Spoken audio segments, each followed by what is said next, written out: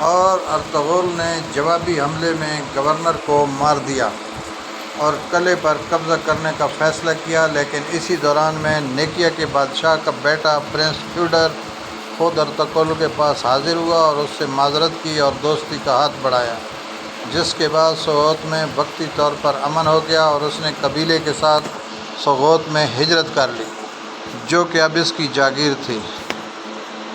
کوس داغ کی جنگ میں سلجوکیوں کو بری طرح شکست ہوئی، اناطولیہ پر منگول قابض ہو گئے، ارد گرد کے تمام قلعے دار سردار یہاں تک کہ سلطان بھی منگولوں کو ٹیکس دینے پر مجبور ہو گئے۔ منگول غیاث الدین کے جانشین کو اپنی انگلیوں پر نچاتے رہے اور وہ ان کی کٹھ پتلی بن گیا۔ مسلمانوں کے امیر منگولوں سے سونا لے کر ان کے مفادات کے لیے کام کر رہے تھے۔ سلطان کے بڑے بیٹے عزا الدین کاکوس نے منگولوں سے بغاوت کی، لیکن اس کا ساتھ دینے والا کوئی نہیں تھا۔ اس نے نیکیا میں جا کر پناہ لی اور اس کا بھائی رکن الدین قلچ ارسلان سلطان بن گیا۔ اب منگولوں کا حکمران ہلاکو خان بن گیا تھا، جو مشرق سے تبریز تک خون کے دریا بہا چکا تھا۔ اب وہ اناطولیہ کے باغیوں کو ختم کرنے کا سوچ رہا تھا۔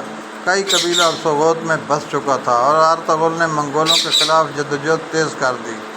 دکھانے کے لیے وہ منگولوں کو ٹیکس دیتا تھا، لیکن خفیہ طور پر وہ منگولوں کے خلاف بڑی جنگ کی تیاری کر رہا تھا۔ اس نے مصر کے مملوک سلطان ملک الظاہر سلطان بائبرس، چنگیز خان کے پوتے برقع خان، جس نے اپنے لوگوں کے ساتھ مل کر اسلام قبول کر لیا تھا، منگولوں کے خلاف جنگ جاری رکھے ہوئے تھا۔